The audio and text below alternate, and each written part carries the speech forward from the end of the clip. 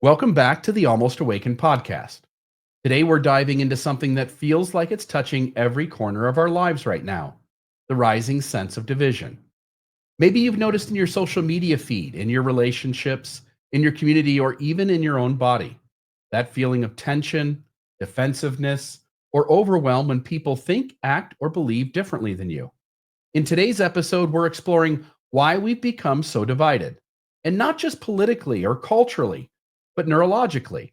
We'll talk about the unresolved trauma, survival based nervous system patterns, and cognitive biases, and the way that they shape how we see each other, and how that leads to tribalism, black and white thinking, and the tendency to assume the worst in people when we don't understand them.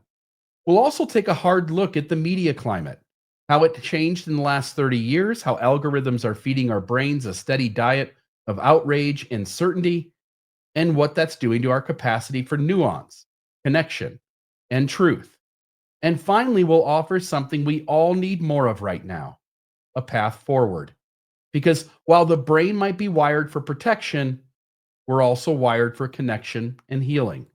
And with awareness, regulation, and return to curiosity, we can begin to soften, to reconnect, and to see each other with clearer eyes and open hearts. So take a breath and let's begin.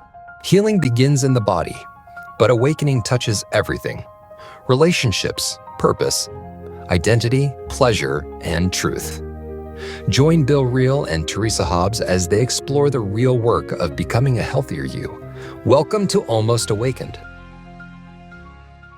Welcome back, everyone, to another episode of the Almost Awakened podcast. I am one of your hosts, Bill Reel. And I'm Teresa Hobbs. And we're excited to be with you.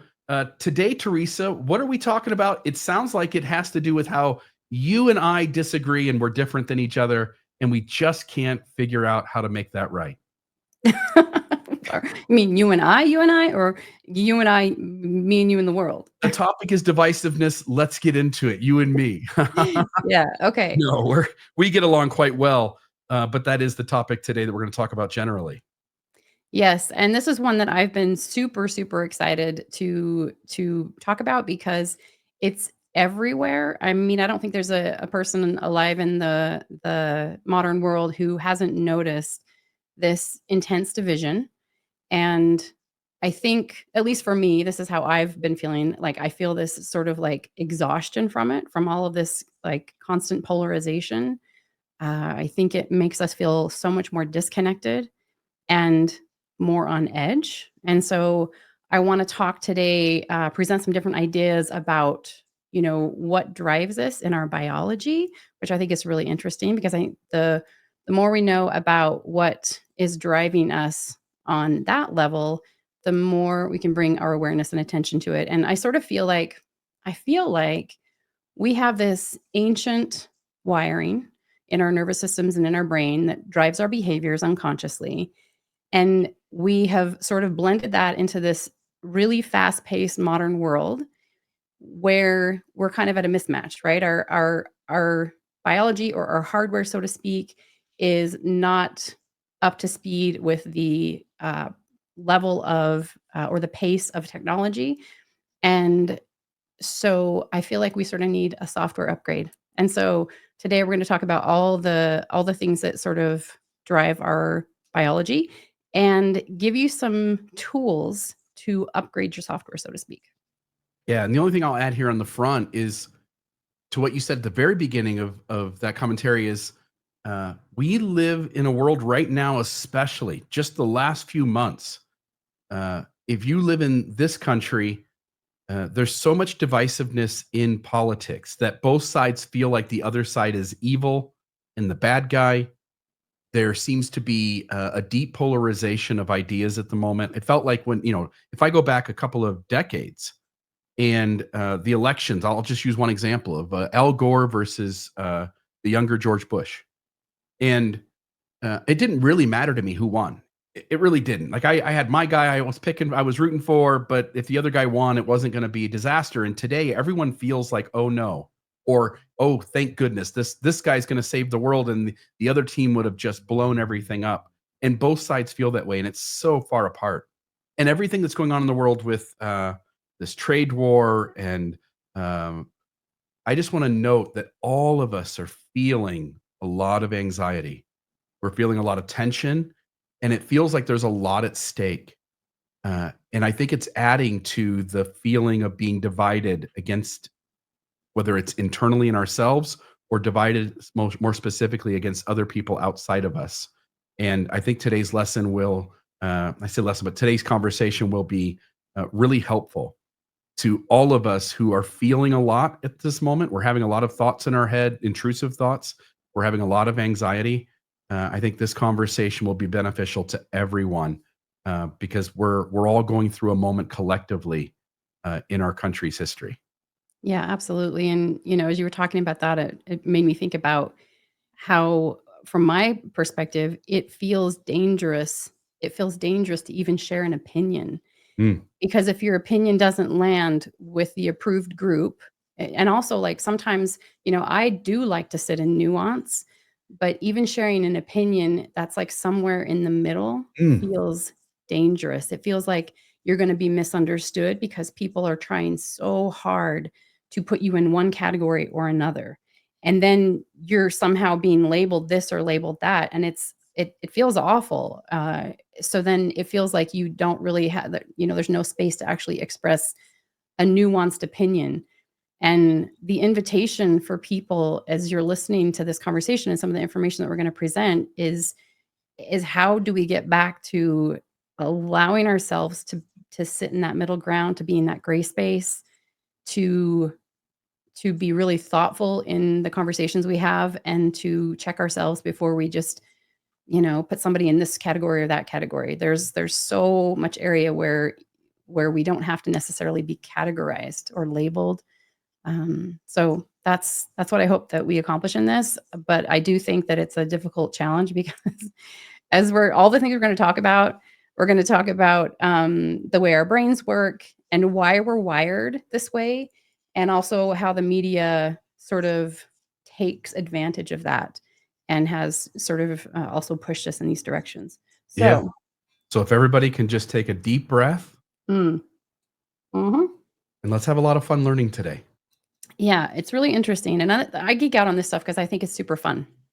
Yeah. So, first thing I want to just talk about a little bit is this idea, and I learned about this in my trauma recovery course. And there are a couple of different cognitive biases that we have that sort of lock in this black and white thinking that many of us are prone to. So to be clear, so that nobody feels shamed about this, this is so human. This is within all of us, and these aren't flaws in our reasoning. These are features of how the human brain evolved to survive. So this worked way back in the day, but again, I feel like we have a system that sort of isn't well made for the environment we're in today. So sometimes these cognitive biases can sort of backfire on us. So the first one is called the negativity bias. And this is what our brains are basically wired to pay more attention to threats than to neutral or positive stimulus. And from an evolutionary perspective, it was safer to assume that rustling in the bushes was a predator than to ignore it, right? Like we want to make sure that we're going to survive.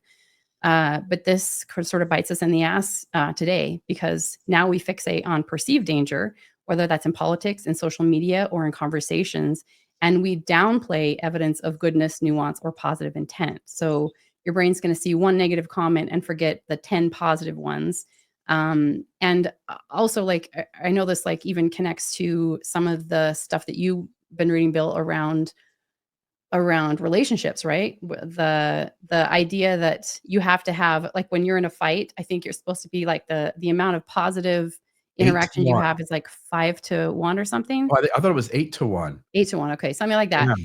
And then when you're not fighting, I think it's like 20 to 1 or something. It's even more, like, you Mhm, need more positive inputs in your relationship to keep it healthy. You need like 20 positive to every 1 negative mhm. because of this negativity bias. It's so profound in our brains. And so just to be aware that we have this can be very helpful to understand because, it's there to serve us, but also it can sort of, we can get hung up on it.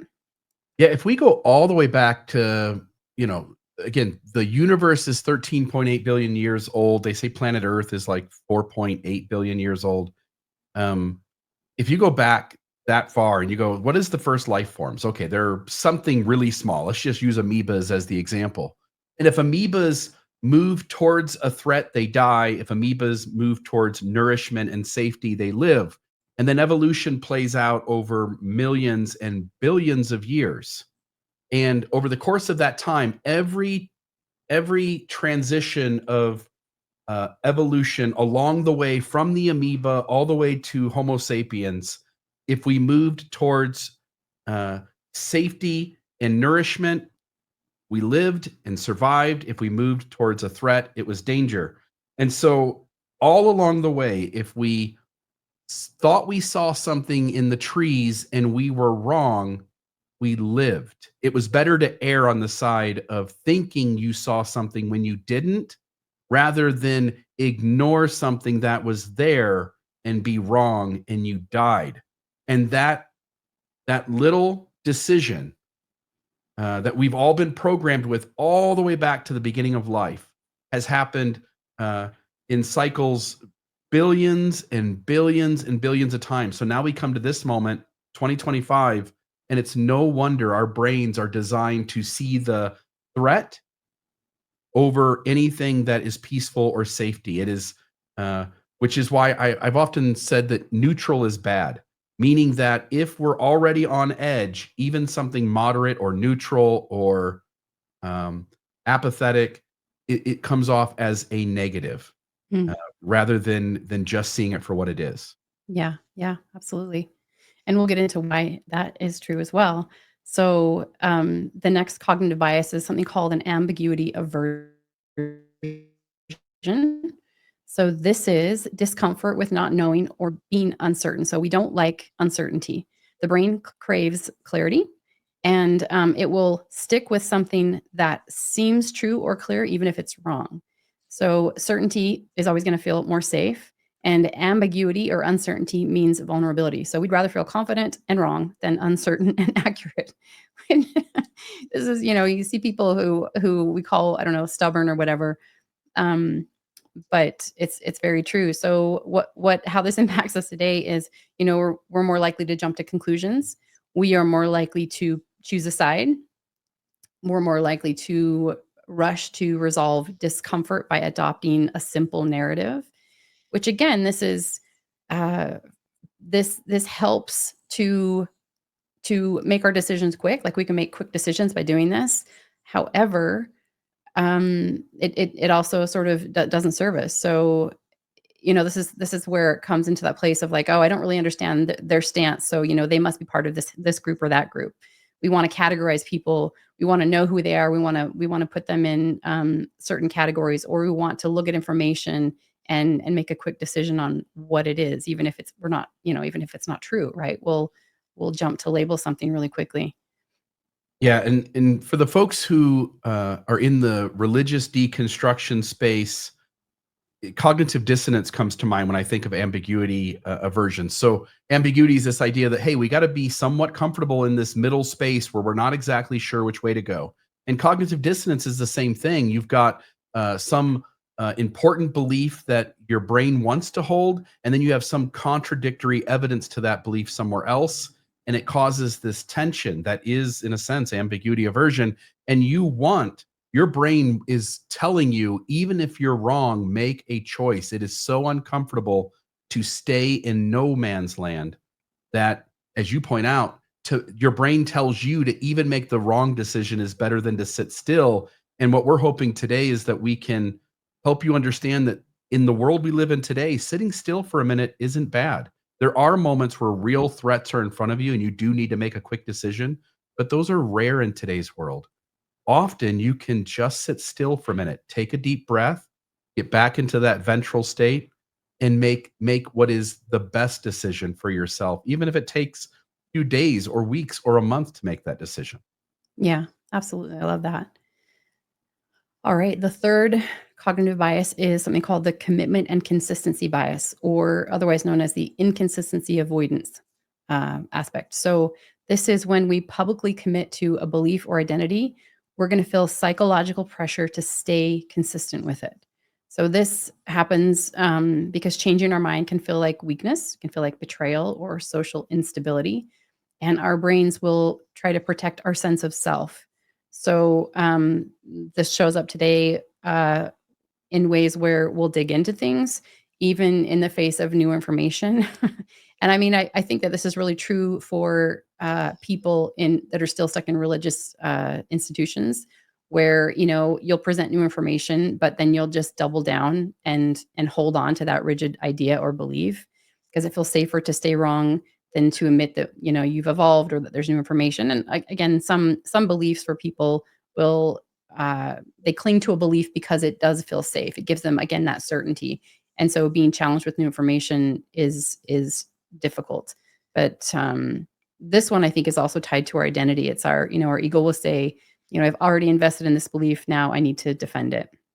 And So again, in the yeah. religious deconstruction space, I would call this belief persistence, Mm, where even as you point out, even when you're presented with contradictory information, your brain tells you to find some way, some loophole, some justification to go ahead and maintain the belief because that belief is central to your identity. It's important to you. Your brain picks up on the idea that to let go of that belief would mean some sort of drastic change. And so finding wiggle room, even if the belief doesn't add up, to still justify it and hold on to it, your brain will go to that length to do that.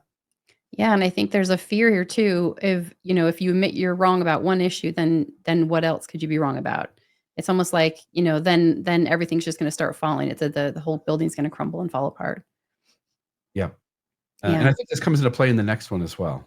Yeah, this is the next bias is the identity constancy. So this is where we build a stable identity over time, whether it's political or spiritual or relational, and we start interpreting the world through that lens. So I am, a liberal, or I am conservative, or I am a Mormon, or I am whatever it is. And we have this because identity helps to organize our experience, and it tells us who we are and where we belong. And but this impacts us in the here and now by how we become resistant to information that doesn't align with our tribe and new perspectives about the tribe that we belong to can feel incredibly threatening to who we think we are. So the brain will filter this information through the lens of, does this match who I am?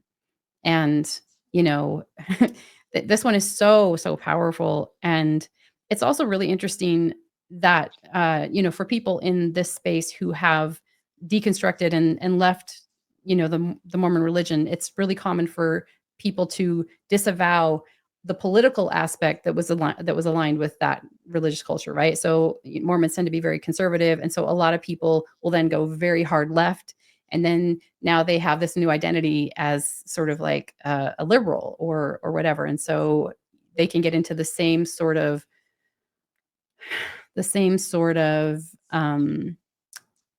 struggle in having to defend or sort of align with the entire perspective of liberalism or whatever it is that they've sort of become. Even being an atheist can bring about the same thing. Yeah, and there are a couple of examples here. One that just came to mind as I was preparing for this conversation, and I'll continually use politics because it's such an easy place to see it. But in politics, as you point out, there's an expectation that people will be consistent, that taking in new information, having that information inform you, and you making a methodical, educated decision to change your mind about things is seen as weakness in the political world. And so we look at politicians and we look to them to be consistent over the course of their lives. I don't remember what it was in regards to Mitt Romney, but he had one of those moments. But the one I do remember is when, again, George Bush the younger was running up against John Kerry. And there was this famous line that hurt. It was probably the thing that hurt John Kerry the most was this soundbite where he admitted that it was, quote, "I voted for it before I voted against it," unquote.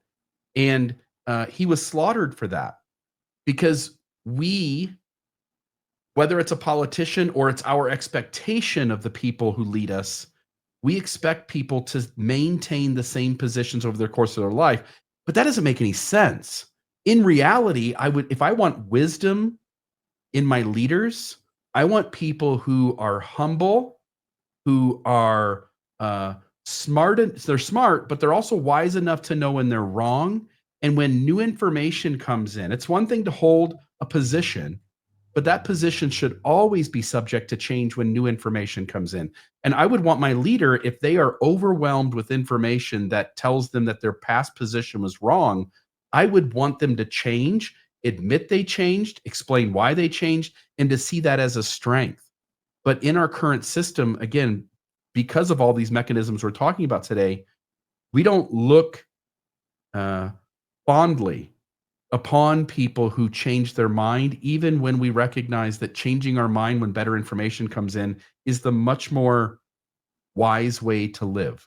Yeah. Yeah, there is no space for that in our political climate, and I think it's sad.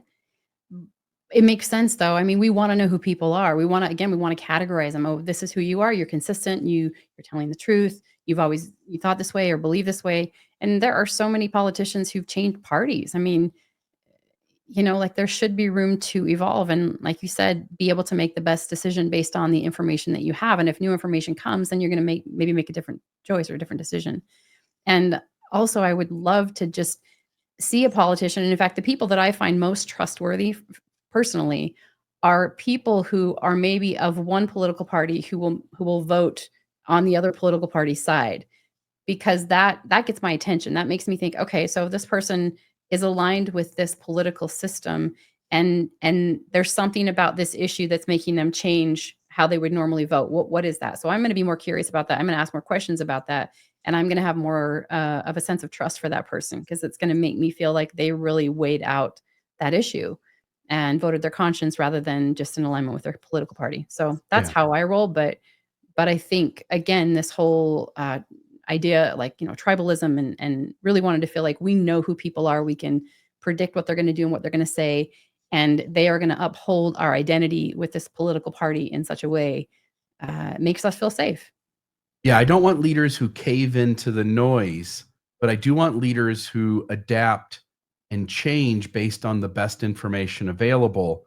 But there's such a need in all of us to have certainty, the comfort of that. And again, some of these mechanisms we're talking about, which have us willing to be even wrong just to have the answer rather than to sit in ambiguity or in nuance, uh, propels us to all want our leaders to also give us that certainty, give us that safety of knowing the answers and standing for the thing you've always stood for, because that's what we stand for, and we want you Yeah, to be on our side. And there's so much at play here that pits us against each other. yeah, absolutely. So the next bias is called the social categorization and in-group bias. So this is where we will instinctively group people into us versus them. This helped, ancient humans navigate, friend foe dynamics quickly, but now it creates these rigid lines between communities. And we give the benefit of the doubt to people who seem like us, and we assume bad intent from people who don't seem like us. And this is just an innate human trait, and this is one of the reasons why they say that it's so important to actually travel, because when you travel and you view other people and other cultures, this sort of gets softened. This social categorization and in-group bias gets a little bit softened, because we start to see that everybody is actually just human. Um, yeah, and yeah, this is a hard one too, but it's a really important one to understand, because some of us kind of deny that we have this, but it's there no matter what.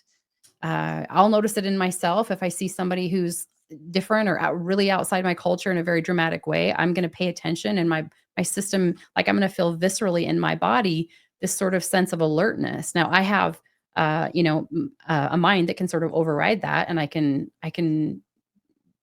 calm my body down and stay open to different people.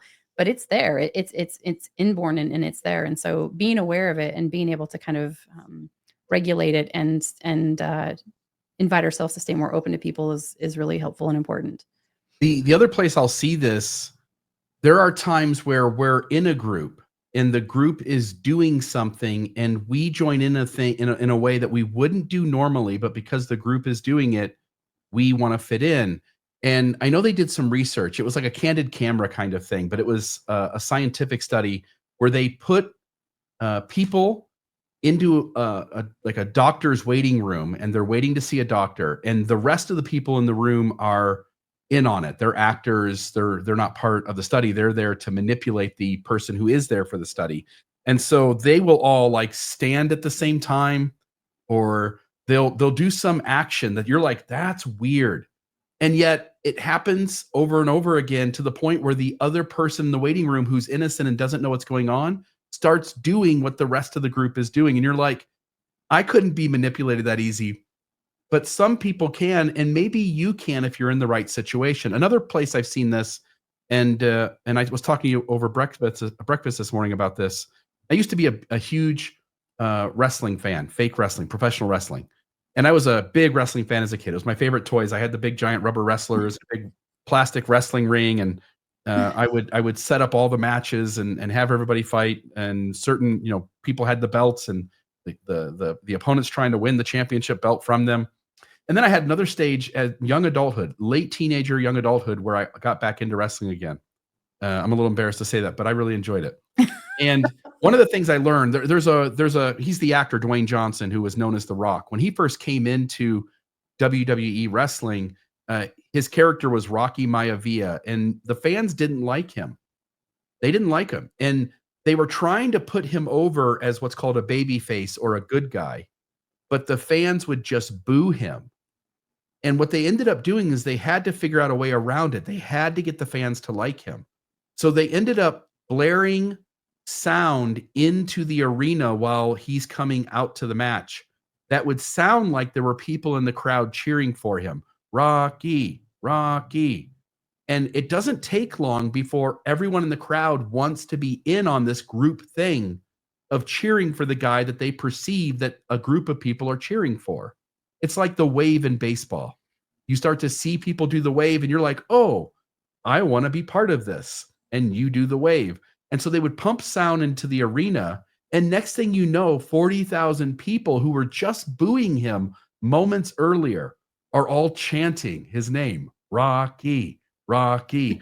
And it's how the World Wrestling Entertainment, WWE, used to be WWF, would manipulate its fans into helping push various characters as good guys or bad guys by putting sound into the arena and manipulating them. Yeah. And it's so interesting because, like you tell that story and it makes you feel like, oh, but I bet that felt so good to be to be in that place. And, you're essentially being manipulated, but you're being manipulated to have this elevated emotion. And then you get a sense of sort of like this big feeling of belonging. And that drive to belong is so powerful. And we sometimes will belong at the cost of, we'll belong to a group at the cost of our own integrity, at the cost of really being aligned to our own truth. And so there is a cost to that. Like, there's safety in it on some level, and then it costs us in different ways as well. There's this idea of a witch hunt, right? That a person on their own won't do this travesty of a thing. But it's easier to get a group of people to do something horrific. And so when you watch a riot, for instance, any one of those people on their own likely would not have done what they did. But you get a group of people together who are all watching each other escalate, and you're like, oh, they escalate, so I'm escalating. And next thing you know, people are burning things down and tipping cars over. Yeah. Yeah, it's pretty scary. Yeah. So, these biases don't operate in isolation, they compound. So you see something you don't understand, which is ambiguity, aversion. You feel a threat, negativity bias. You defend your view, consistency bias. You filter it through your identity, constancy, and label them as one of those people, social categorization. And just like that, nuance is gone. Yeah, one of those people. You're them and I'm us. We're us and they're them. And hence, we're the good guys and they're the bad guys. We're right, they're wrong. And that's how it happens. Mm-hmm. Yep. And it's fascinating. It's interesting because even, no matter how good you think you are at critical thinking, or like, this is still driving you. Mhm. So I want to kind of put that out there to all the people who think that they can't get hijacked by this, because we all do. Everybody does. And There's a oh, go ahead, please. no, I was just gonna say, so just like to diminish the shame of it, we're all human. So just, yeah, just A book I highly recommend. It's a boring book. It's as dry as can be, but it is a fantastic book for understanding all the ways in which your brain works that you don't even grasp that are going on. And it's the author is Robert Sapolsky, and the book is Behave. mm, And in that book, he just goes through 1,000 things where your brain is being manipulated by evolution and its environment to tell you to do things a certain way, and you would never have guessed you're being manipulated in that fashion. And so, from that reason alone, it's just a great book to know that you really are a product of what's behind you, rather than this really smart, wise person who's making active decisions in your life at this moment. yeah, that's cool. All right. Well, so I want to talk about another idea of the brain, and this is called predictive coding. So I don't know how many people have heard of this, but I learned about it through some of the training I did with pain reprocessing therapy, because it was relevant for people who have chronic pain conditions where your brain gets stuck in a loop of creating a pain sensation even when there's no damage to your body. And there's an aspect of predictive coding that's in that. So, predictive coding is the brain's attempt to be efficient. It doesn't wait to gather all the evidence before it decides what's happening. It predicts reality based on past experience. So, it's essentially running a mental shortcut. And it's fascinating because, like, the reality that we experience it's not reality. It's what our brain predicts reality is going to be. There's like a split seconds, like, I don't know when how short it is, a really small amount of the experience that we have before, like, it's actually the brain predicting rather than what's actually happening, which I think is just absolutely wild. So the brain will, ask what's the most likely thing happening right now based on what I've seen before. And we don't see things as we are, we see them as we are. So past experiences, especially like emotionally charged or traumatic ones, will create templates in the brain. And then the templates become those predictions. And your brain will predict things about people. It's going to predict things about relationships, tone of voice, facial expressions, your emotions, and even, like I said, physical symptoms. And when your brain receives new input, it matches that input against the templates. And it does this in a really quick manner. And if the input is unclear or ambiguous, the brain is going to try to fill in the blanks. So it goes, prediction, perception, confirmation bias, reinforcement of the template. And it's super efficient, and it helps us to move through life quickly. But it also means that you're often reacting to your past more than you are to your present, um, which is, I don't know, it's so interesting.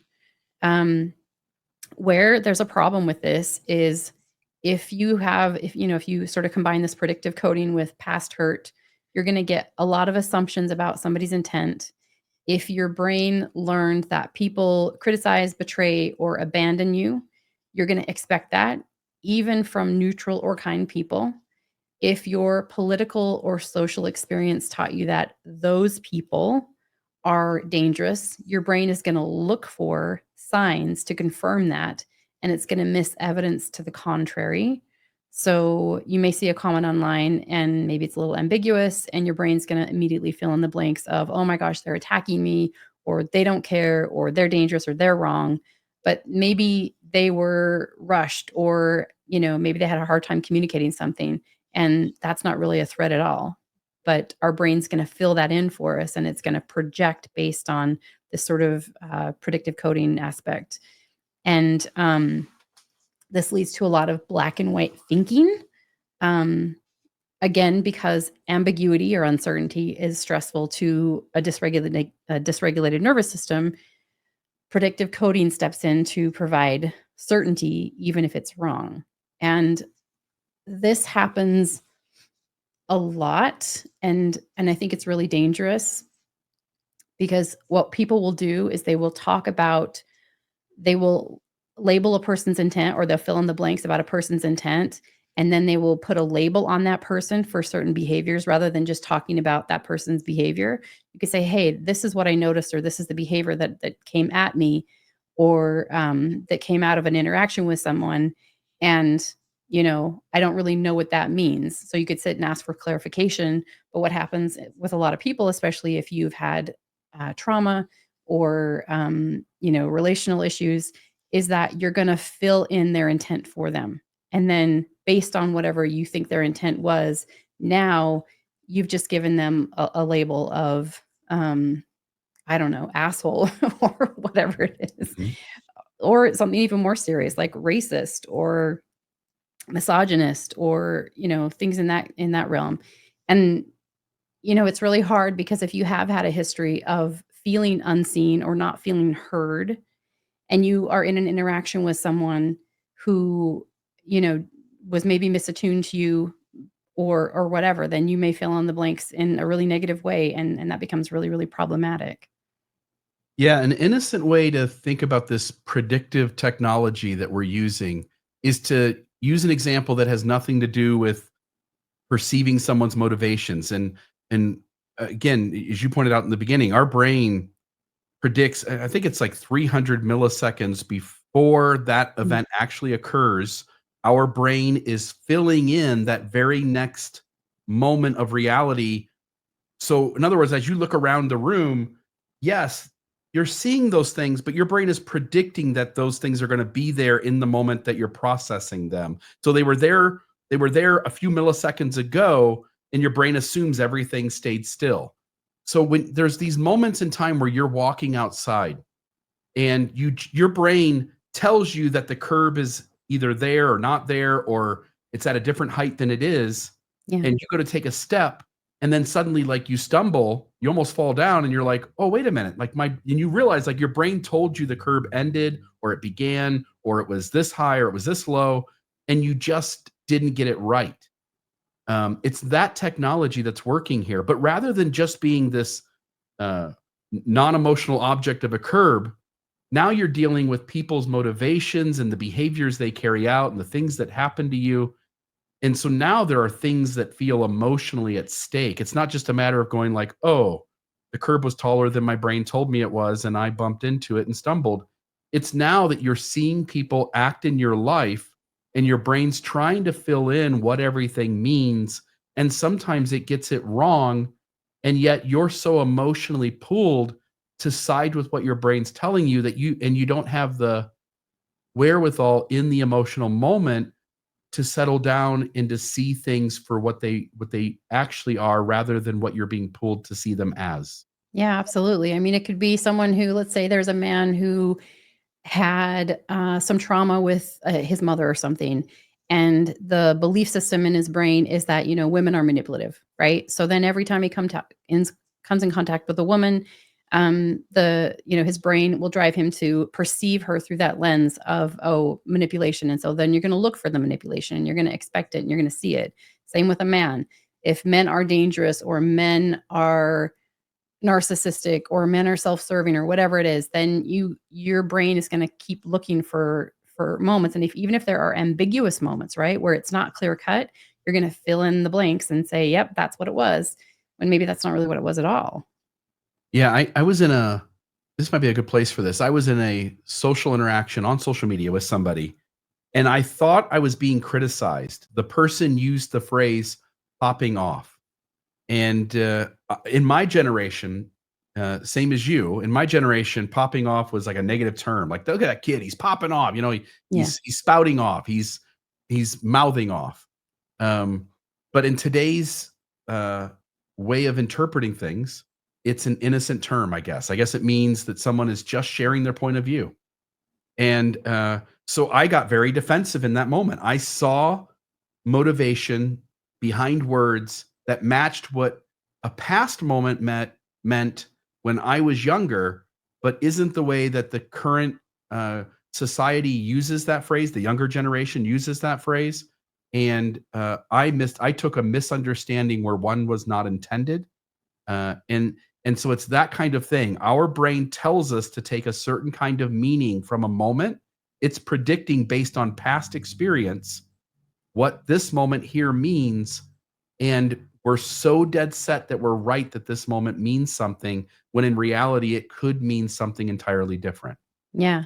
So I want to ask you, when you got the new information, how was it for you to sort of update that in your system? What did you It go through? doesn't it doesn't it's not easy. I still need to reach out to this person and apologize. I'm still Mm, trying to get right with it. Do you know what I mean? yeah, Like, uh, when you are informed that you misunderstood and you created some tension in a moment because you misunderstood, yeah, it is a hard thing to go, "Okay, I'm the one who messed up.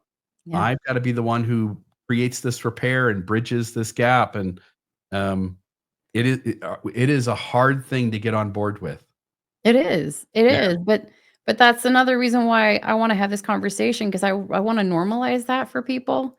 We Mm. all do it, everybody does it, and what if we could create more space and normalize that more and not make it so wrong, so it does become easier to sort of move towards that misunderstanding or that person and be able to say, "Hey, I'm so sorry. I totally, I overreacted there. That was my system perceiving that you meant it this way, and I apologize," like, uh, yeah, I mean, we should just have the space for that, and I will say that for me, when that's happened to me, because it happens to me all the time too, once I have reached out and made the repair, offered, like, I just feel so much better, like, I feel like a weight's lifted off me, and, um, I'm more aligned with who I wanna be, so, yeah, I And hope you I just wanna note, as we're talking about this particular instance, it makes me go back to earlier in our conversation as I look at, uh, the commitment and consistency bias, the identity constancy bias, the social categorization and in-group bias.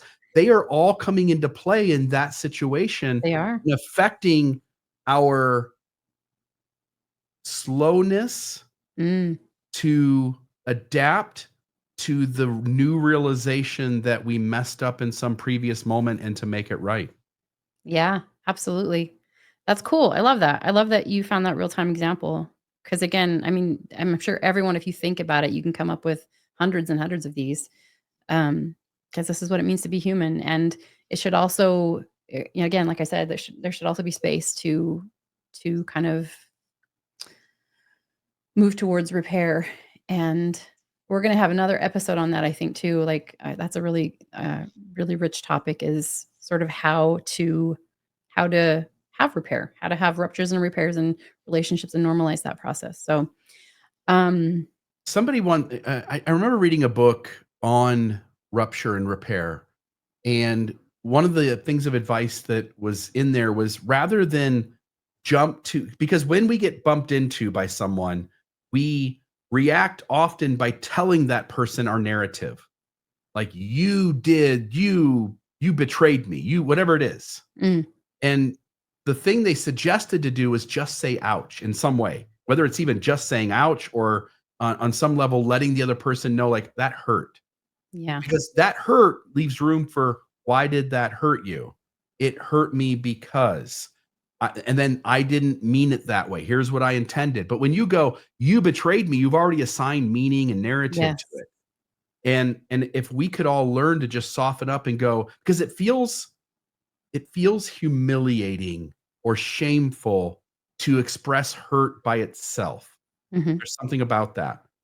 And in reality, though, the best way to move through rupture to create space for repair is to leave a really safe space for both people to address what happened and to understand each other and to be heard. And yeah, that is best done by just notifying the other person that something inflicted pain. Not that they inflicted pain, but that you felt pain because something was inflicted on you. And getting to the bottom of what that was is setting aside your narrative for just a moment so that you can listen to the other person, that you can understand each other, and they can hear, like, "Oh, you got hurt? Oh, you got hurt because you thought I bumped into you intentionally? Oh, no, I was actually looking over my shoulder and I saw this thing that was happening that that looked like an emergency over there, and I just wasn't looking in front of me at the moment. I bumped into you, and then I went to say, "Excuse me." And sometimes what really happened is so different than the story we have about what happened, Yeah. that if we would just announce our pain, we could then open up a space to move through that. 100%. And I think that it's very vulnerable to let people know that we've been hurt, especially if as we let someone know we're hurt, they become very defensive and then they attack us even more. So it you sort of need to know that the other person is going to be able to show up with contrition or with understanding and not attack you further. I think you do a really good job of this, by the way, in real life. So that book really did you service, did me service too. Cool. I'm glad to hear that. Yeah. Um, so the key to stopping, like it's not the key isn't to stop your brain from predicting because you can't. It's Yeah. gonna we have this machine here, but it's to interrupt the loop long enough to question the story. So if you find yourself in this sort of pickle where you think you know what's happened, you're so certain about it, just pause for a minute and you can ask yourself, what is my brain predicting right now? And then you can ask, is this based on the present moment or is this being driven by my past? And one of the tools that I had heard about in my trauma recovery coaching is um, that it's a past thing based on the intensity of it. So if something feels really big in your body and you compare it to what it really is, that's going to kind of give you an indication that this is probably something historical. Um, Another question you can ask is, what else might be going on here? And then, slow down again and ask, what do I actually know? And what am I assuming? Um, there's a phrase about like, assuming makes an ass out of you and me or something. When you assume, you make an ass out of you and me. Yes. Yes, which I think is great. So the simple pause creates space, and then space is where you can connect into curiosity and connection, and clearer thinking can emerge. It So, yeah, I think that, when someone bumps into us, and I'm sorry, that's just always the way I articulate this, but when someone bumps into us, we feel something and we weren't expecting it. By the way, I'll just say this. The hardest moments to handle emotionally are when we get caught off guard. And mm, it can be something as little as someone actually bumping into you. It can be something as big as someone doing something that you thought they were going to handle something one way and they handled it another. And you have this, again, narrative about it. But when someone bumps into you and your body starts to react, just notice based on the conversations that we've had before this one, that your nervous system, your brain is trying to drag you out of your frontal cortex, your ventral state, and it's trying to drag you into fight, freeze, flight, all those things. It's trying to get you to a place in your brain where you can protect yourself, but now you're no longer in a place where you're going to handle this situation uh, in your being your best self. yeah, Being able to handle emotion and to make methodical decisions and to make the best articulation of something to work through a conflict, and just notice that you can't help that until you start to retrain your brain to do what you're saying. Take a breath, yep, give yourself a pause, try as hard as you can. This is something I've really worked hard at, is in moments where I start to feel something, is to just notice that part of me that can be aware of the parts of me that are beginning to react. It just makes a world of difference. yeah, it really does. It takes practice, but once you start to get the hang of it, and it becomes a little easier. Mhm. And yeah, yeah, I think that's great. Are you ready to move on to the media? This is this is a Boy, oh boy. Yeah. So we're going to talk about, the media climate and how basically the media has taken advantage of all of our sort of biological wiring.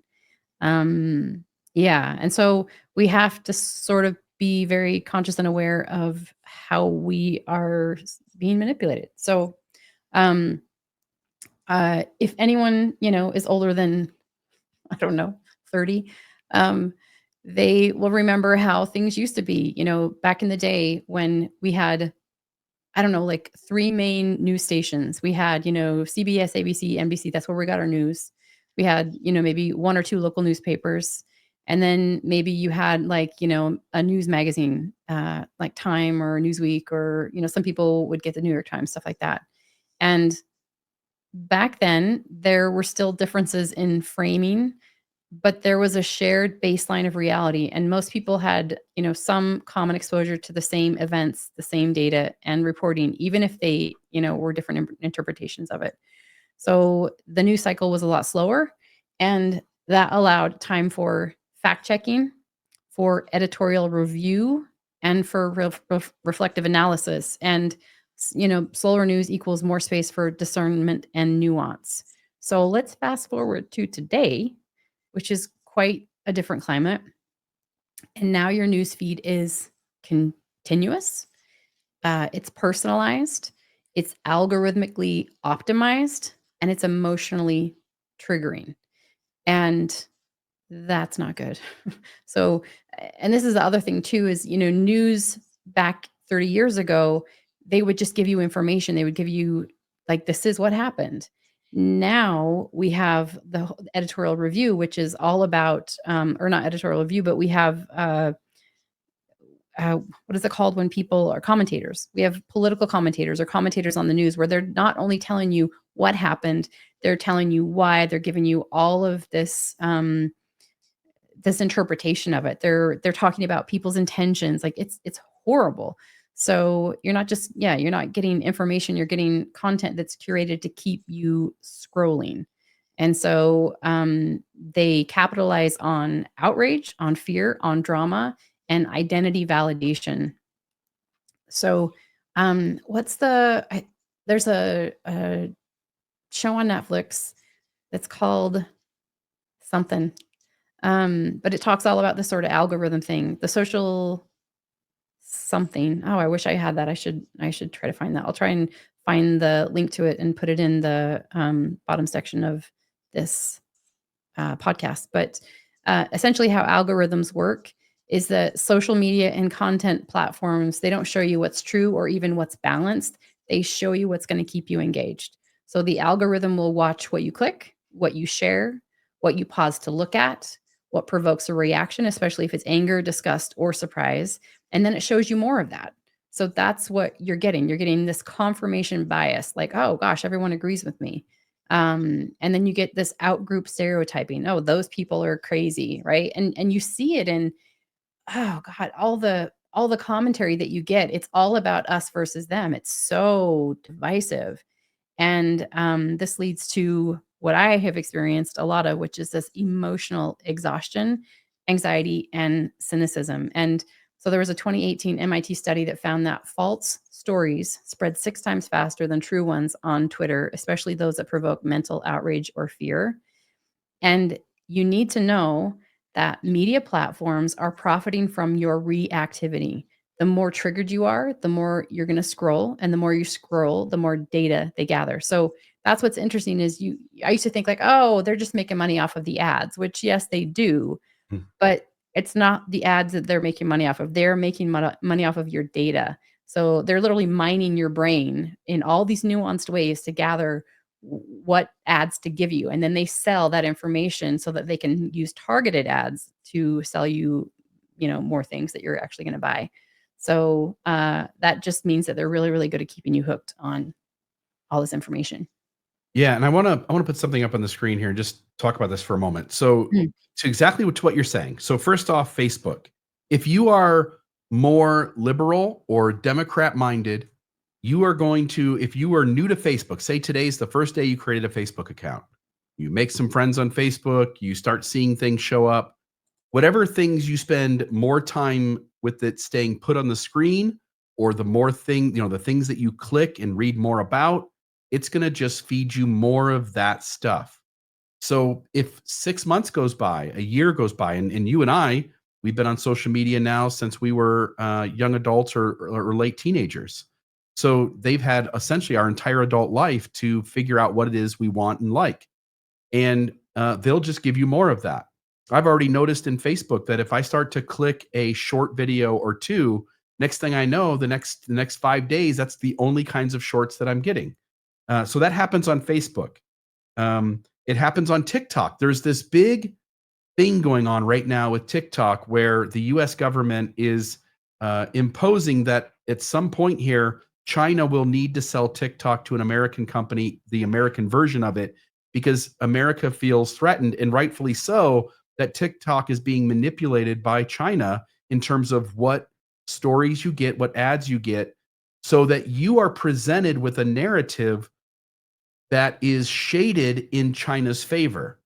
And so this is the main reason for why this whole TikTok thing is a big deal at the moment, and why the US government is dictating that China sell it. Up on the screen right now is the media bias chart. Now, this isn't perfect. I'm not saying this is an exact representation, but it's close enough for the conversation that we're having.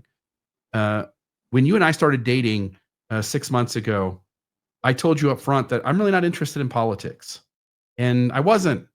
But to Teresa's uh, dismay, the Trump winning the election and some other things happening, I started paying a little more attention. And today I'm probably way too focused, uber focused on politics. But I listen to a lot of it, and I try to listen to all sides. I try to listen to the left, where I hear a lot of stories coming from MSNBC. I listen to a lot of things in the middle, with Forbes and Market Watch, News Nation, SAN, which is oh, I forget what it's called, but it's anyway. And then you got to the right, you got Fox, and then in the far right, you've got Blaze Media, which I think is Glenn Beck's media. You got the Daily Mail, the Daily Wire. Actually, you got Fox News there. Fox Business is in the mild right. And what I've had to just learn is that both extremes specifically are swaying things in a way that if your household just listens to MSNBC, or your household just listens to the Daily Beast or the Atlantic, or your household listens to Blaze Media or Fox News or the National Review or the Federalist, you're getting deeply slanted information. Now, I'm going to acknowledge when I listen to Forbes in the middle, I'm kind of bored. I'm just getting the news, but it's not entertaining. It doesn't have the commentary that the other sides do. And so we all need to be aware of how social media algorithms and how various news outlets are trying to entertain us and trying to sway us, so that we can, at the very least, try to pick up on some of that, so that we still have the ability to sort through things and figure out where the truth is. Now, I'm not here to tell you where the truth is. What I am here to say is that it probably isn't on one extreme side or the other, and that all of us need to be aware of where we're getting our news from and what we want the purpose of our news to be. Maybe we want to be entertained. There are certain news things I do listen to simply to be entertained. But if I want the truth, I need to go digging a little more for it, because the way the system is set up is it's not going to be offered to me in a very in a way that just makes it easy to find it. Yeah, so I have a question for you around this. So Please. I wanna ask you, because I've noticed things, but I'm gonna ask you what you've noticed yourself. Since you have been sort of ingesting more news in this way, Yeah. and you've been very your goal is to try to understand. Your goal is to try to be more informed. But I wanna ask you, how do you think that's affected your nervous system? I'm definitely more on edge. And we're in this moment, there's this trade war thing going on. And I've got a little bit of money that our nonprofit has saved up to. I'm trying to figure out the right moment to invest that, so that I can create a space that you, me, Radio Free Mormon, all the other folks who are creating content, that we can benefit from that years into the future, rather than that small amount of money disappearing in a year or two if donations died away. And I always tell people someday I'll be 75 years old, 85 years old, and maybe no one's going to listen to a 75-year-old and donate money to a nonprofit that puts content out. So you have this window of time, at least in my head, where you have to be smart about how you manage all of that. And so this is one of those moments where I saw the market go way down and I've been sort of watching everything unfold and I'm trying to pay close attention. And I think it's been important for me. I think I've made much better decisions in handling that because I paid close attention. Mhm. But as you point out, paying close attention costs something. Yeah, it does. My nervous system is more on edge. I am feeling the stress of what's going on in the world, whereas I see other people who go, I don't pay any attention to that. I just live my life here in my little circle and deal with my little things. And they are feeling a lot more peace than I am at the present. Yes, that's true. Yeah. And, just to kind of go into more of what you said, like how this affects, how these algorithms and how this kind of cycle of information, constant information affects your nervous system. The constant stimulation is going to keep you in that sympathetic activation, so fight, flight, or freeze. You're going to get nuance fatigue. This is again, like you said, oh, when I'm watching stuff on Forbes, I'm bored. Well, yeah. Because you've been so stimulated by all these other things that are so like, intense that yeah, you get nuance fatigue and the brain is overwhelmed by conflicting narratives and emotional intensity, so it simplifies everything into good guys and bad guys. And I will even say like you are such a great critical thinker, but even I've seen sometimes when you reflect back stuff that like good guys, bad guys stuff, right? It happens. It sneaks up on you. You can't help it. And it happens to me too. And then I'll It's have to be like, wait a minute, wait a minute, wait a minute. Slow this there's down. yeah, there's such a again, I don't care what side you pick. It doesn't Mhm. matter. But I'll just note in this moment where the Trump administration is currently leading our country, there he's the president and his staff is who the decision makers are at this moment. And on one side, they are draining the swamp, and they are finally somebody standing up to China who has been building up for World War III and is going to attack Taiwan any moment. Uh, and we have no choice but to make these changes in our system in order to protect us, right? And then the other side is saying, no, this guy is trying to take, he is trying to create a rebellion and take over the government and break down our system and have everything fall apart. And people have figured in one way or another, they've sort of naturally fallen into one of those two camps. Mhm. And uh and maybe maybe it's one of those, but Yeah. maybe it's neither of those. And maybe the Mhm. truth is somewhere else. Um but we are all being pushed by the media, the algorithms, the things that are being put in front of our eyes. We're being pushed to polarize one direction or the other. Again, it didn't matter if Bush or Gore won, the country was going to be pretty much the same thing. Yeah.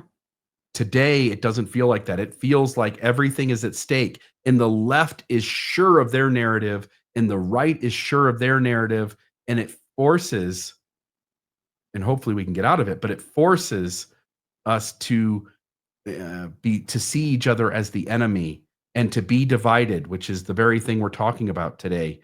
And the only way we can get out of that thinking is to slow down, get into your frontal cortex, be in a healthier space in your head, which is hard to do when you're being presented with all of this stuff, but also to take in information in lots of places and to be curious about what's going on and to just leave room that maybe everything on the other side isn't what they're telling you, and maybe everything on your side isn't what they're telling you, and maybe the truth is somewhere in the middle.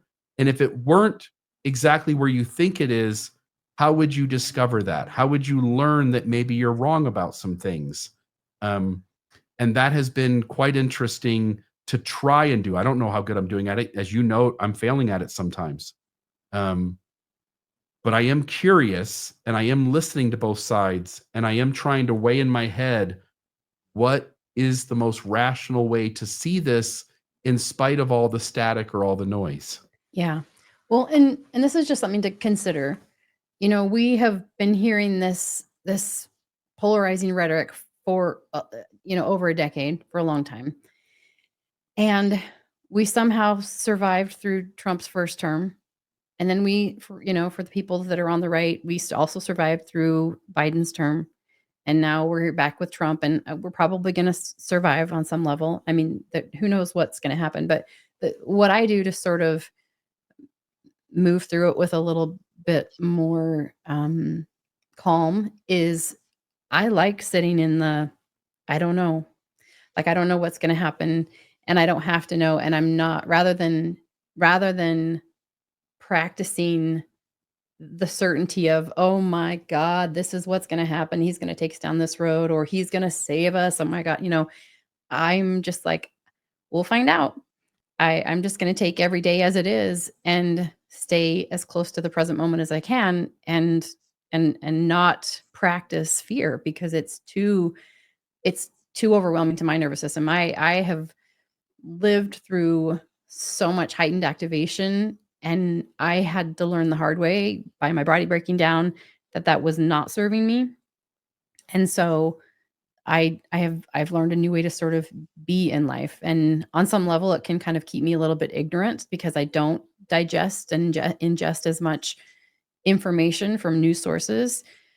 But if it's relevant to me, then I will. I do find it interesting to have conversations with you about the stuff that you watch, but I don't want to watch it all. Yeah. It's just too much. So And yeah. and I think maybe Mhm. the main gist here is just know again, right. Don't get so caught up in it, maybe. And also be aware that you are being manipulated for profit by everyone around you. Yes. Any company you are allowing to show you information is manipulating you. Yeah, it is. And the algorithm, it doesn't care if you're right or wrong. It's only whether you're hooked. Mm, And instead of expanding your thinking, modern media is going to narrow it. And instead of helping us to see clearly, it's going to magnify our fears and distort our perceptions. So, in a world of algorithmic media, the loudest, most extreme, most polarizing content wins, not the most accurate or empathetic. So, we think we're consuming media to understand the world, which I think that you do too. And I think that you do it in a responsible way. Um, but I think we're consuming media that's manipulating our emotional state, no matter how aware we are. We could do our best, but I still think that to some level we're all gonna find ourselves a bit manipulated. mm. So, which is gonna make us more reactive, more tribal, more distrustful, and less open to complexity, nuance, or shared humanity. So again, a few things to consider. Um, become a conscious consumer of information. You can regulate before engaging with social media, which is probably a little silly. But I'm laughing because I was doing some regulation tools before we started this podcast. I was doing a few strange breathing techniques and the VU breath, which maybe in another podcast I'll teach y'all what that is. We had a I think you taught this to someone when you were doing part of Mhm. your coursework, Yeah. and it was a little awkward, and then they made a joke about it, calling it the moo breath. So occasionally Bill and you'll hear one of us, from one end of the house, moo, just because it's sort of an inside joke. So anyway, Yeah. so there's lots of different tools to regulate. You can go, walk outside on your lawn, or walk barefoot on the concrete, or do some rhythmic swaying tool, whatever it is. You can find some way to sort of regulate before you engage with media. You can diversify your sources of media, as Bill talked about. You can take regular breaks. This is really, really nice to just take a media break. Sometimes even a few days is helpful. And then ask the questions, is this informing me or is this inflaming me? Um, yeah, and we may not be able to change the algorithm or rewire the whole culture overnight, but we can change the way we relate to it and to each other. So it's more about moving from reactivity to intentionality, from projection to presence, and from algorithm fed certainty to self generated clarity. Yeah, the one thing Um, I'll add here is, and I've experienced this firsthand. In the last month, I've posted some things on social media where I shared my curiosity. I was watching the news on both sides, and my brain, which I think does a fairly decent job at rational thinking and critical thinking, and I leave room for that's not perfect, and maybe it's horrifically off from what I think it is. But I would observe things, and my curiosity would notice the way my brain is organizing the data. I would see what both sides are saying, and I would share those observations on social media, and I would get annihilated. yeah, People would make immediately, they would make extreme assumptions about who I am, what I stand for, how I think politically, where I'm at in politics, who I voted for, and which side I'm on, and why I'm the bad guy. yeah, And it's so strange because what they're describing is the opposite of where I'm coming from. And all I would do is I know, like, I don't have a problem getting outside of my echo chamber and opening myself up to maybe the world is different than the group I'm surrounded by thinks it is. And as I was experiencing curiosity, and my brain was telling me that maybe something else is going on than the way my echo chamber believes about this, I simply wanted to present, like, hey, everyone, maybe consider, is it possible that this other thing is happening that's different than you think it is? Um, and I got annihilated for that. yeah, And what I would just say to folks is be curious. There is nothing wrong with going, like, here's where I stand politically, but someone just offered a differing perspective and they're willing to talk about it. They're willing to engage you in a way that they express how they came to where they got to that, and you get to say how you got to that, and you leave room that maybe the best way we get to the truth is not by being surrounded by people who are like-minded, but by engaging with people who think differently than you, but not in a way that's just confrontation about who's right and who's wrong, but a conversation in a way to understand how both sides got to that place, mm, so that you can make educated decisions about whether there's information that's outside, you have blind spots, whether there's information that's outside of your awareness that would actually change your mind. You don't have to change your mind, but if there's information that would change your mind, wouldn't you want to know that information? And the yeah. only way to get there is curiosity.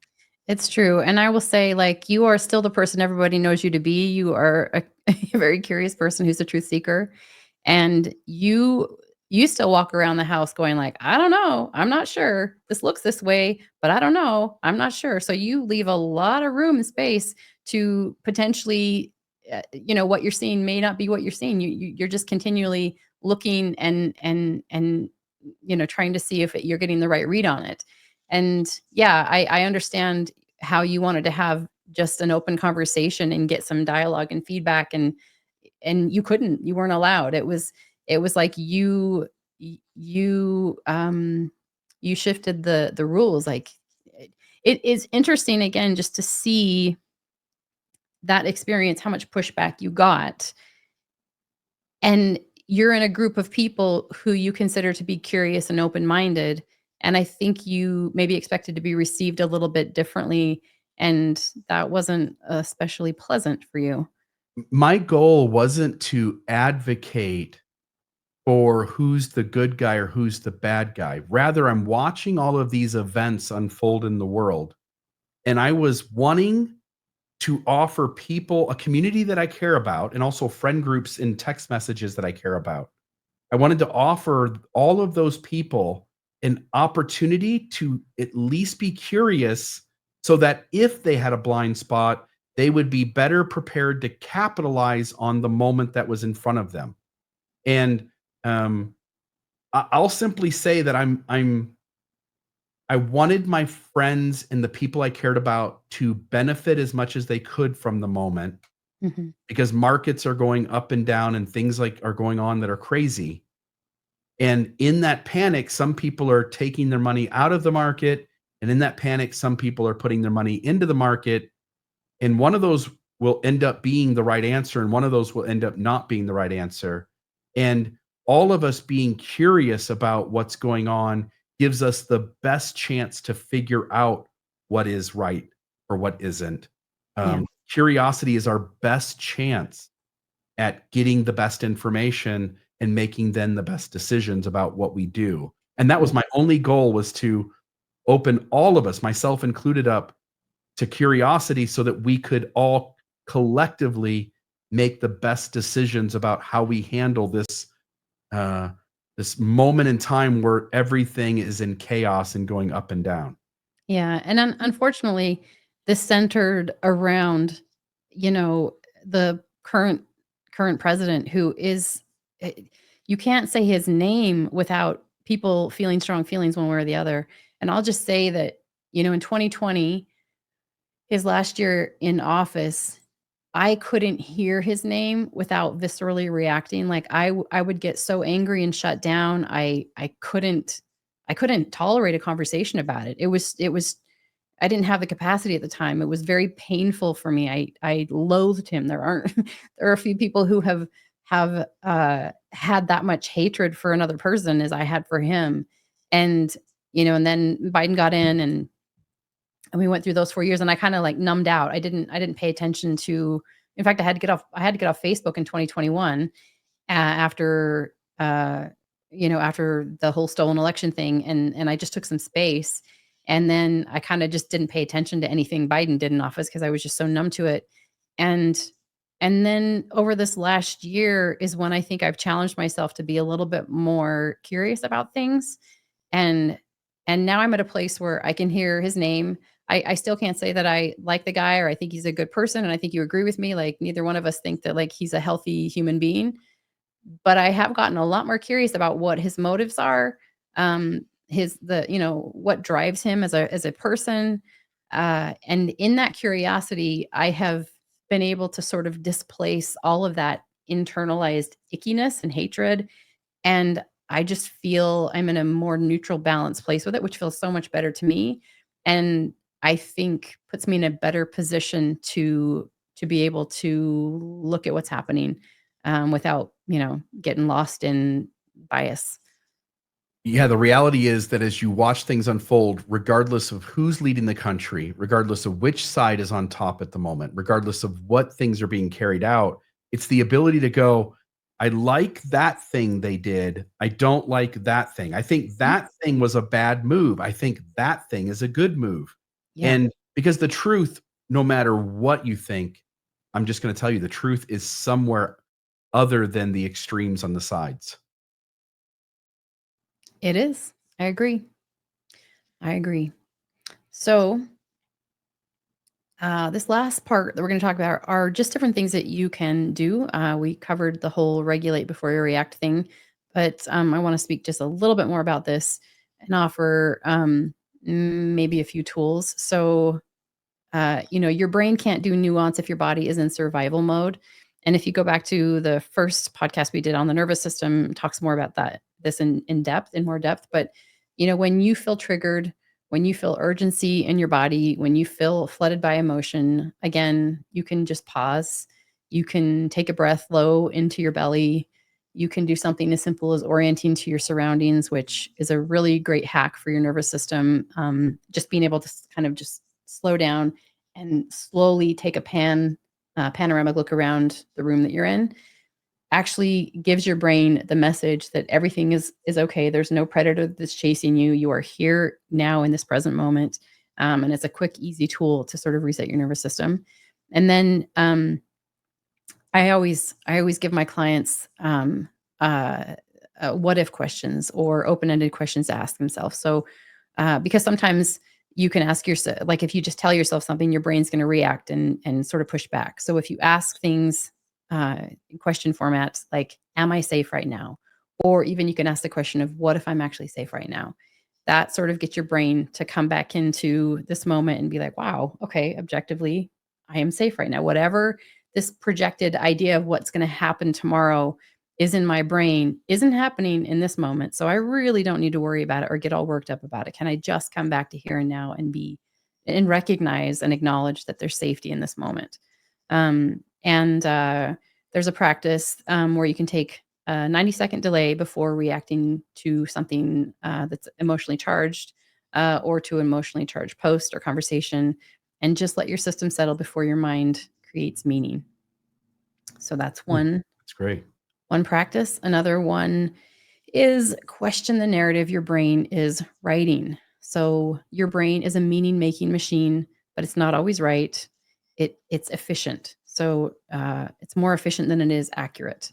So when you notice judgment or you notice blame or an assumption rising up, just ask yourself, what is my brain predicting here?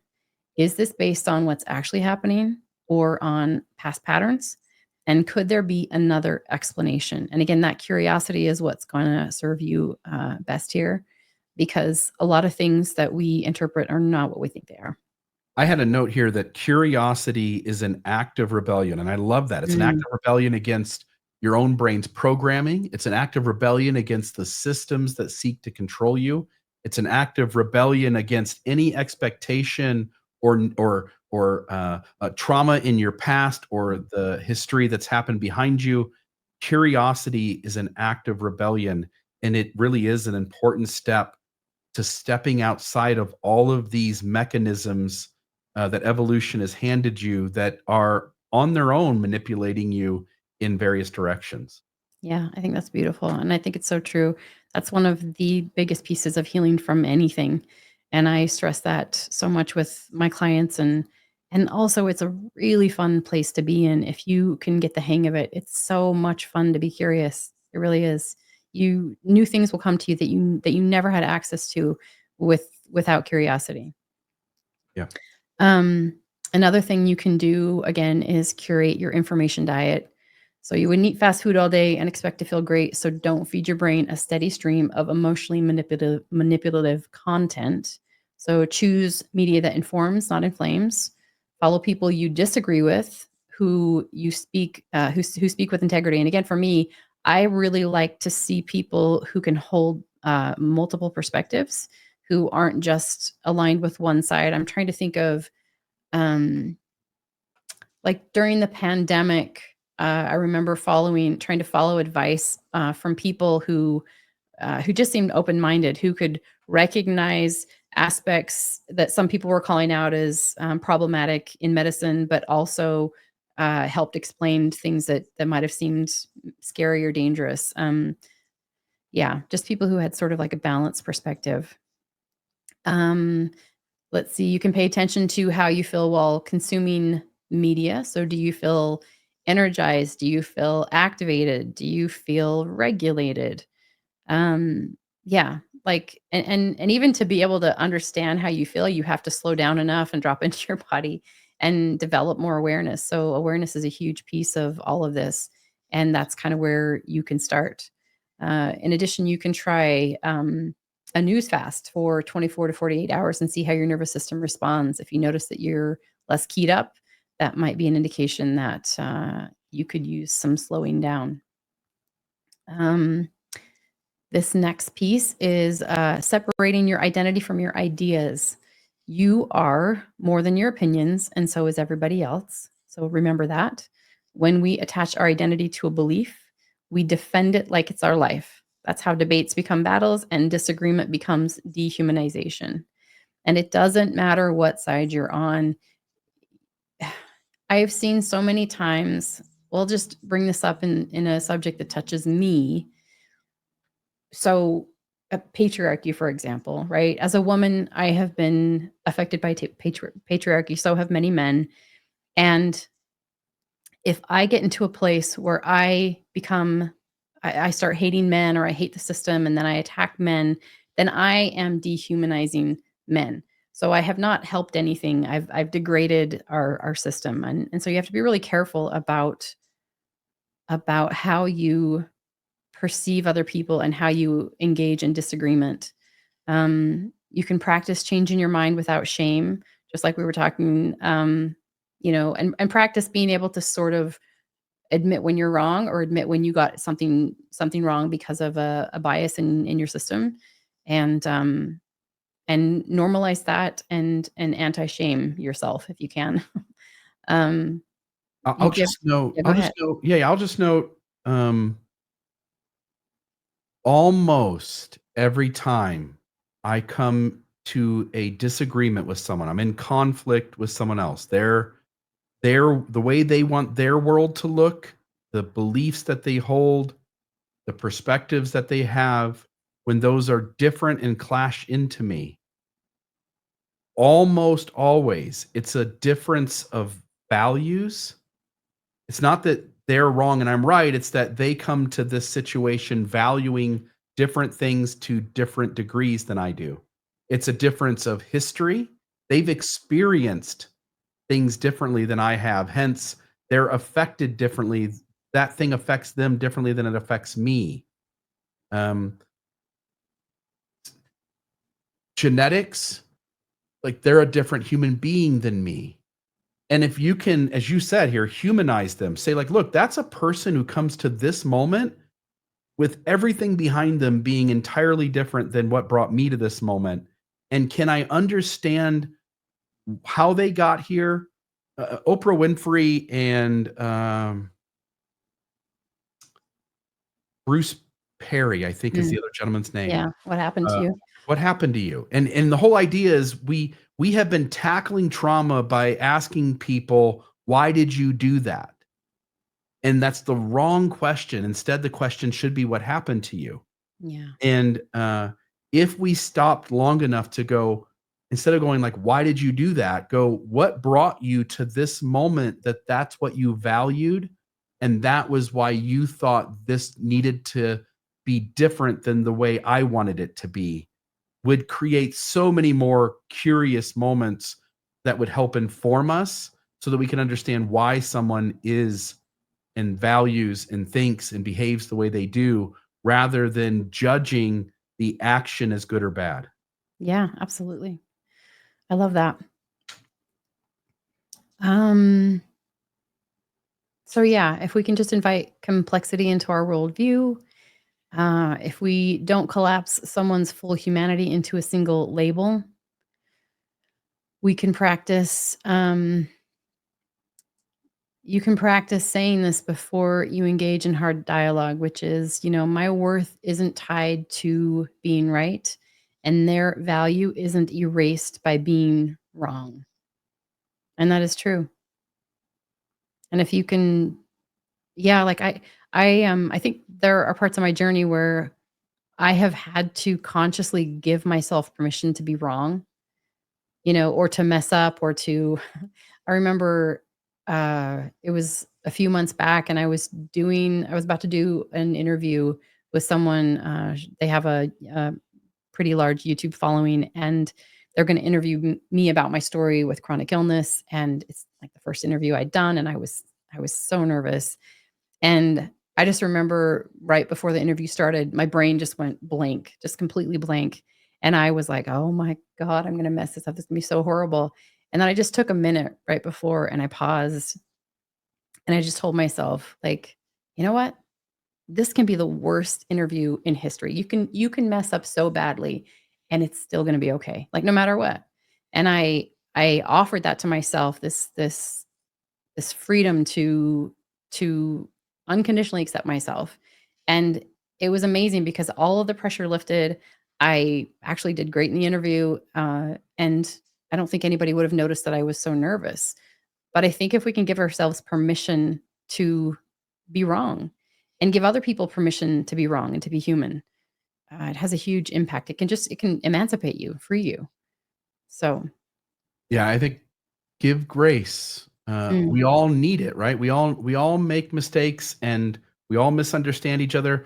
Almost every I've said this before in conversation on this podcast, but almost every disagreement, another fact of disagreement is that one of us said something wrong. We articulated it in a way that was abrasive to the other person, or we understood what the other person said wrong. We interpreted their articulation in a way that they didn't intend. mhm. Um, And only curiosity, only ventral state is going to allow us to figure out what happened in that moment so that we get past the offense, which wasn't intended almost assuredly, and we get to some sense of understanding why things unfolded the way they did. Yeah. And again, one of the ways to get to curiosity is to ask questions. What did they mean? What if what I'm interpreting isn't actually true? What if? If you can just write out a list of what if questions or just questions, it's going to help engage that curiosity. And this last aspect is, reclaiming curiosity as a daily practice. So, it says curiosity is the antidote to reactivity, to judgment and rigidity, and it puts the nervous system into a relational present moment state, which is so true. It is one of the quickest ways to move towards the ventral state.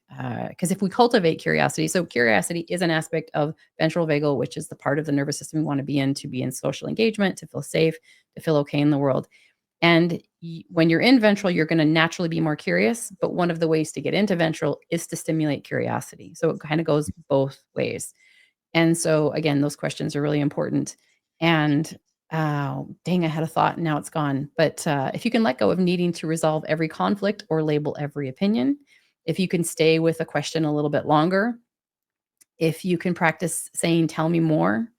Another thing too, like, we often have this urgency that comes from being overstimulated and being in, the sympathetic or fight flight state. And I used to write I wrote out this sticky note that said, "You have all the time in the world," and I put it in my car because that's where I tended to feel like I had to race around, and it really helped a lot. It would kind of refocus my mind, and every time I felt that urgency, I'd look at that note and be like, "Oh yeah, yeah. I've got all the time. I don't have to get there."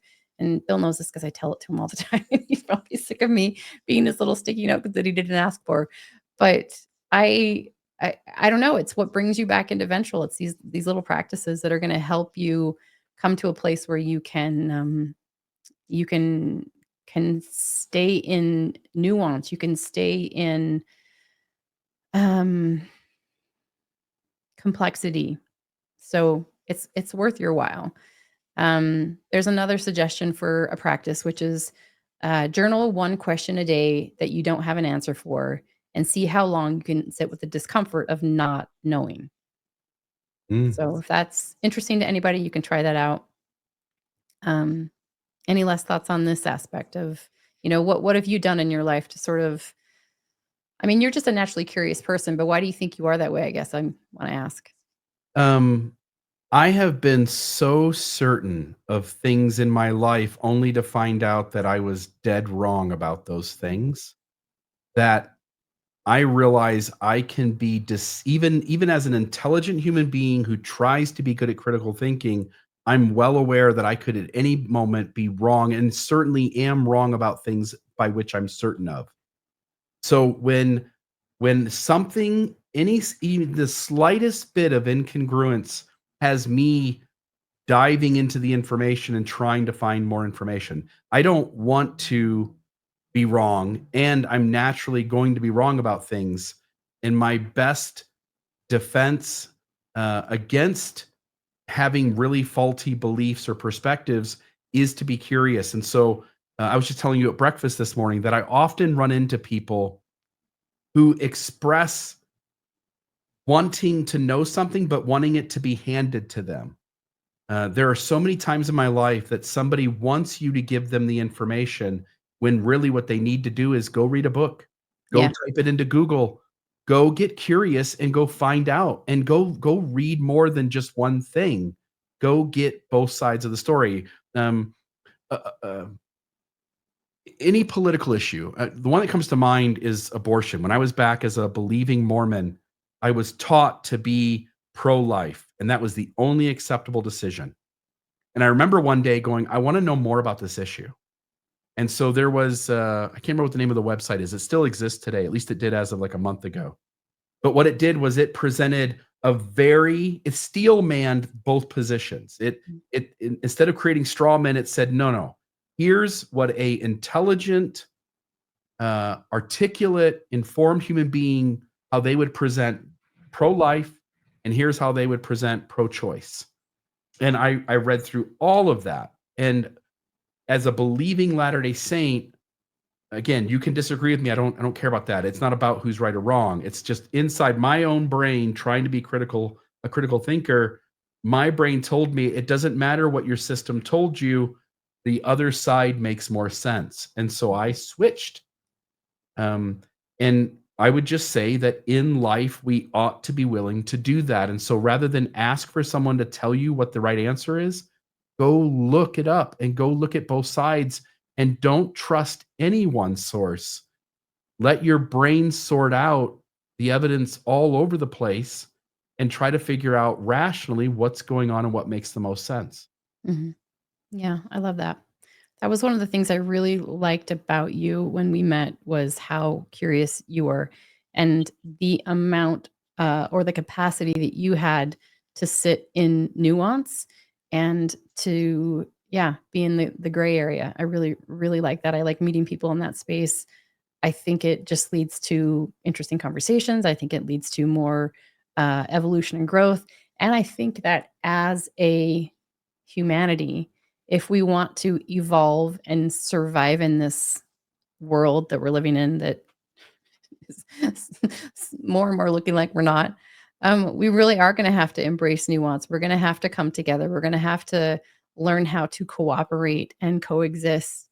And so I don't know. I get excited about it. I think it's a really fun place to be. And so I just want to invite people and again show you that the way to get there isn't more certainty. It's going to be giving yourself permission to be wrong, taking away the shame of not knowing, building more capacity to sit with uncertainty and not knowing.